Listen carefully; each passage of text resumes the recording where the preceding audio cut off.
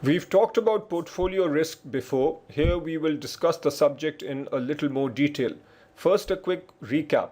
The risk of a portfolio depends on the risk of the individual assets, the weights of each asset in the portfolio, and the covariance or correlation between the assets.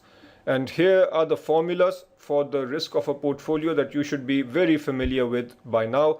I have shown you both forms, the one that uses correlation and the one that uses covariance. The covariance between 1 and 2 is simply the correlation times standard deviation 1 times the standard deviation of 2. The point that we will emphasize now is that the diversification benefit improves. In other words, the riskiness of the portfolio comes down as the correlation decreases. Notice that if the correlation is 1, then we will have a certain number and there will be no diversification benefit. As this number comes down, clearly the risk will come down. If the correlation is 0, then this whole term vanishes and the risk comes down even more. If the correlation is negative, then we have this plus this and then minus a number. So clearly, as the correlation between assets goes up, the risk of the portfolio will come down. And if you want, you can plug some numbers and convince yourself of that fact. Covariance and correlation. Covariance is a measure of how two variables move together. The values range from minus infinity to positive infinity. The problem with covariance is that it is difficult to interpret. If you know that the covariance is 27, is that a high relationship? Is that a high covariance or a low covariance? We are not sure. We just know that there is a positive covariance. But the degree to which the two variables move together is not clear just by looking at this number. Correlation, however, is a standardized measure of the linear relationship between two variables. The values range between -1 and 1. A correlation of 1 means that there is perfect positive correlation between two variables. They move up and down together. A correlation of 0 means that there is no correlation between two variables. Most stocks, for example, will have a correlation somewhere between 0 and 1. A correlation of -1 means that there is perfect negative correlation between two variables. The formula that connects correlation with covariance is given right here, and these are two forms of the same formula. I would suggest that you simply remember this formula. The covariance between two variables is simply equal to the correlation times the standard deviation of the first variable times the standard deviation of the second variable. Once you know this formula, then it is very easy to derive the other one. Portfolio expected return and variance. Let's say we have a portfolio of two stocks, X and Y, and you are given this data. You are told that X has an expected return of 12%, standard deviation of 16%, Y has an expected return of 20% and a standard deviation of 20%. You are also given the correlation. What we need to do here is come up with the expected return and risk of the portfolio. And then we need to look at how the risk and return changes when the weights of X and Y change. Simplistically, here is what's going on. This is the portfolio with two assets, X and Y. The risk of each asset is given by the standard deviation of that asset. So X by itself has a risk of 16% or 0.16. Y by itself has a higher risk of 30% or 0.3. The question is that when these two assets are combined in a portfolio, then what is the risk of that portfolio and what is the expected return of the portfolio? We have already talked about the expected return of the portfolio as being the weighted average of the two returns. So this is a fairly straightforward calculation. we take the weighted average of the two returns and get an expected return of the portfolio equal to 15.2%. Notice that in coming up with the expected return of the portfolio, we only worry about the weights and the returns. The risk of each asset and the covariance between the two assets does not impact our expected return. The risk of the overall portfolio, however, depends on the weight of each asset in the portfolio, the risk of each asset, and the correlation between the two assets. Notice that in this formula we have used the correlation times the standard deviation of each. Instead of this, we could also use the covariance. You could plug in the formula that you saw earlier that connects covariance with these elements. Let us plug in the numbers over here. W1 is 0.6, so we do 0.6 squared into the standard deviation of x, which is 0.16 squared. When we plug in the rest of the numbers, here is what we should get. We can also do the calculations for other weights. For example, if the weight is 100% X, then we'll have a situation where the expected return of the portfolio is 12% and standard deviation is 16. As we add more and more of Y, the expected return and the standard deviation is going to change. If you run through this exercise at different weights, roughly speaking, here is what you will get. If you are 100% invested in X, let's say that's represented by this portfolio over here, then your expected return is 12% and the standard deviation is 16%. As you start adding Y to the portfolio, initially you will get a diversification benefit because the correlation between the two assets X and Y is less than 1. Diversification benefit means that you can increase your return while decreasing the risk. So notice we are moving to the left, which means risk is going down, and we are moving up, which means that the expected return is coming up. After a certain point, however, both risk and return will go up.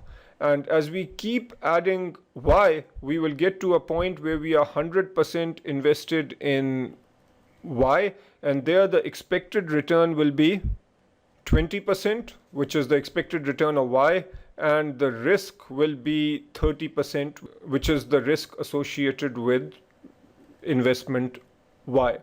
So hopefully it is clear that as we move along this segment, the weightages are changing. Initially we are all X over here. As we move northwest and then northeast, the weight of X is going down and the weight of Y is coming up. Initially there is a diversification benefit, but after this point in time, then both the risk and the return increase together. Now I want you to work on example 4 in the curriculum. In fact, we will do that through this example. Please read through it. You will notice that all the numbers are similar to what you have seen before. The difference is that now we will also look at the impact of using different correlations. Earlier we used a correlation of 0.5. Now we will also use these other correlation numbers. I want you to pause the video and do this example for the various correlations. This will seem tedious, but at least once in your life you should do this. Roughly speaking, here's what you should come up with. If you use a correlation of 1, then there is no diversification benefit. You can be totally invested in X, have a risk of 16 and an expected return of 12%. As you increase the weightage of Y, you simply move northeast. In other words, you have higher risk and higher return. With the correlation of 0.5, there is some diversification benefit, and this is what we saw earlier. Initially, as you decrease the weight of X and increase the weight of Y, the risk will come down, but the return will go up. That's because you are getting your diversification benefit. Eventually, you will turn around and the higher return will come at the cost of higher risk. With a correlation of -1, which is ideal from a diversification point, you can actually find a certain weight of X and Y such that risk can be eliminated. In level 3, we solve for those weightages. If you are good with algebra, you can do that over here also, but strictly speaking, that is not necessary at level 1. The basic point is that as the correlation becomes less, the diversification benefit increases. The maximum diversification benefit is if the correlation is as low as possible, which would be -1. A few miscellaneous points. We have talked about portfolios with 2 assets because all the relevant concepts can be understood using 2 asset portfolios. However, in the real world, we have many assets in a portfolio. The expected return of a portfolio with multiple assets will simply be the weighted average of the return of all the assets in the portfolio. But what about the risk of a portfolio with many assets? Let's take a 3-asset scenario. The risk or the variance will be as follows. Let's say we have 3 assets. So we'll have W1 squared, sigma 1 squared, plus W2 squared, sigma 2 squared. And then we will take 3 pairwise correlations. So we will have 2 times W1, W2, the correlation, and then sigma 1, sigma 2. Then the other pairwise correlation, 2 W1, W3, rho sigma 1, sigma 3, 2 times W2, W3, the rho between 2 and 3, and then sigma 2, sigma 3. Clearly, this is the correlation between 1 and 2. This is the correlation between 1 and 3. Now, you can see why something like this probably will not show up on the exam. Conceptually, it is straightforward, but from a calculation perspective, it can get fairly tedious. The power of diversification, we have talked about this already. I'd strongly encourage you to read example 11 in the curriculum, which illustrates this very well. Simplistically, I'll explain what the example is about. It talks about 2 portfolios, portfolio 1 and 2. Portfolio 1 involves buying a company that sells beachwear and another company that essentially has snack shops at the beach.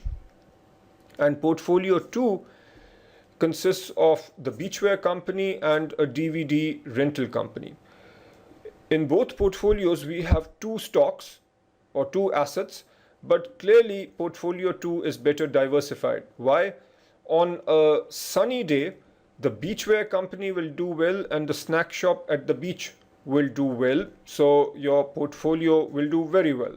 On a bad day, both these stocks will do badly. So your overall return will be negative on both fronts. But with portfolio 2, you are diversified in the sense that on a sunny day, a good beach day, this will do well and this will do badly. On a rainy day, this company, the DVD rental company, will do well and this will not do so well. The good and the bad over here cancel each other out a whole lot better. So this clearly is a more diversified portfolio. The diversification benefit is higher. Also take a look at exhibit 23 in the curriculum. You don't need to learn this, but it's good general knowledge because you can look at the correlation among different asset classes, at least in the United States.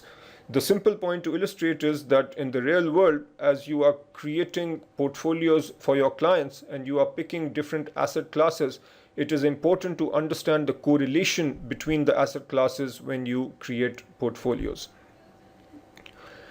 And finally, this is not really part of the learning objectives, but just at a high level, you need to understand how to diversify.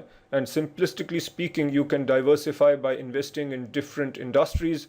You can diversify by investing in different geographies, different parts of the world, and so on.